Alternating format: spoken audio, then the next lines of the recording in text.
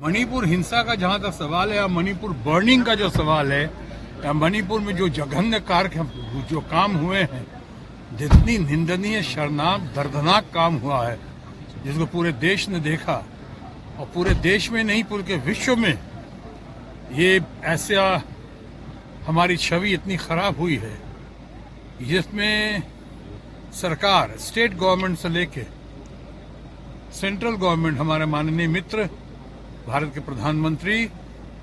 जो कि 75 दिनों 80 दिनों तक कुछ नहीं बोलते इस कांड पे, ऐसे कांड पे, और 80 दिनों के बाद जब बोलते हैं तो सही मायने में कहा जा सकता है कि टू लिटिल और टू लेट, यानी बोलते हैं वो भी पार्लियामेंट के बाहर बोलते हैं, पार्लियामेंट के अंदर नहीं बोलते हैं। और अपनी जितनी गोदी मीडिया और मोदी मीडिया जो बन चुकी है चारों तरफ, उससे वो प्रचार करवा रहे हैं कि सही मायने में प्रचार मंत्री बने इन दिनों, उनके बाकी मंत्रीगण भी प्रचार मंत्री बने। अब ये सब लोग जो कर रहे हैं ये जिम्मेदार हैं। ये जो है काम हुआ है, ऐसा काम तो पूरे देश में किसी स्टेट में शायद ऐसा नहीं हुआ होगा जो हो रहा है। इसलिए मैं कह रहा हूं कि आप लोगों ने सुना होगा और मैं अक्सर कहता रहा हूं कि ताली कप्तान को तो गाली भी कप्तान को। गाली यानी क्रिटिसिज्म जो होगी वो कप्तान की ही होगी। मुझे पूरा लगता है कि ये पार्लियामेंट जो इस बार का सेशन जो है वॉश आउट हो जाएगा, और वॉश आउट हो जाएगा इसलिए कि हम लोग और सही मायने में इंडिया, सही मायने में जो इंडिया जीतेगा, हमारा इंडिया जो है, हमारे लोग जो है, एक गुट और एकजुट विपक्ष जो है वो मांग कर रहा है कि प्रधानमंत्री इस पे बोलें, माननीय प्रधानमंत्री जी इस पे बात करें। डिबेट चर्चा तो बाद में होगी, क्योंकि इतने दिन तक चुप्पी का कारण क्यों। कल एक चीज और देखेंगे, याद रखिएगा कि ये जो कहा है माननीय प्रधानमंत्री जी ने पार्लियामेंट के बाहर आके, अगर आपको याद हो तो पार्लियामेंट में जब बहुत तीखी टिप्पणी हुई है सरकार पे, यहाँ पे और वहां पे भी कहा गया कि अगर आप नहीं कुछ नहीं इसका एक्शन लेते हैं तो हम एक्शन लेंगे, ये सुप्रीम कोर्ट ने कहा। और उसके 5 मिनट के बाद यहाँ पे इन्होंने माननीय प्रधानमंत्री जी ने बयान दिया। कितने देर से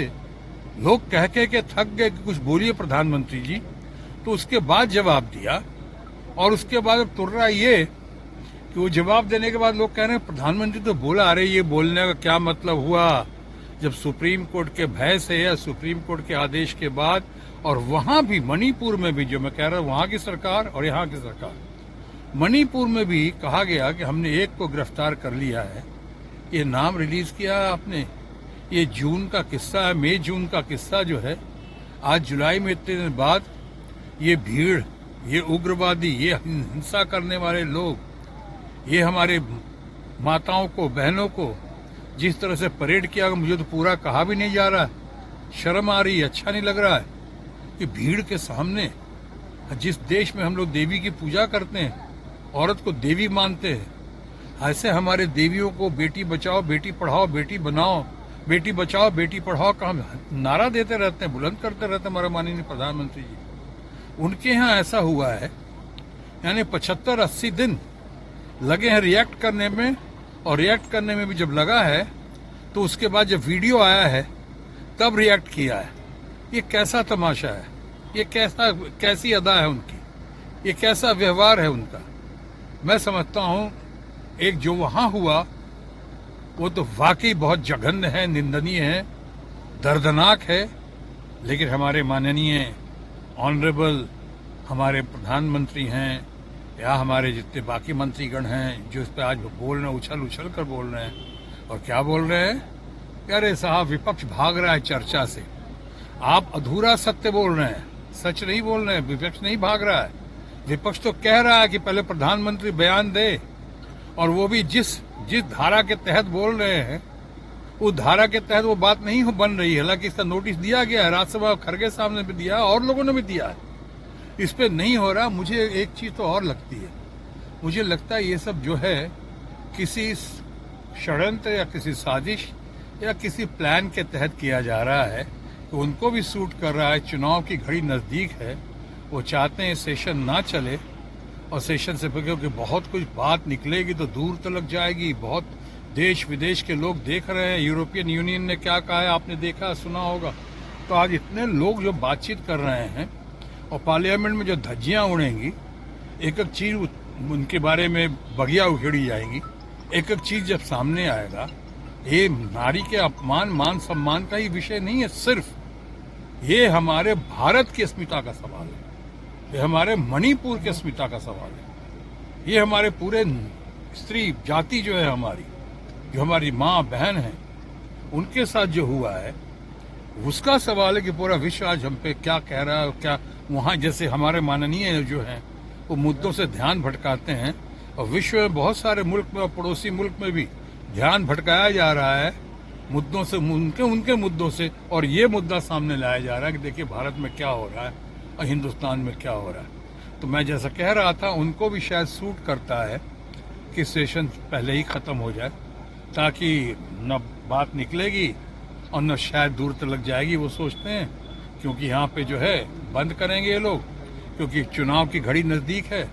कुछ स्टेट्स में चुनाव है जहाँ की इनकी स्थिति जो है इनके अपेक्षा अनुसार सही नहीं दिख रही है उनको। उनके सर्वे बता रहे हैं, पब्लिक ओपिनियन भी बता रही है कि विपक्ष जो है इंडिया जीतेगा, और उनके हालात या उनकी हालत ठीक नहीं है। इसलिए वो चाह रहे हैं कि किसी से विपक्ष के सर पे ठेकरा फोड़कर वो इस बार सेशन को यहीं पे खत्म करें,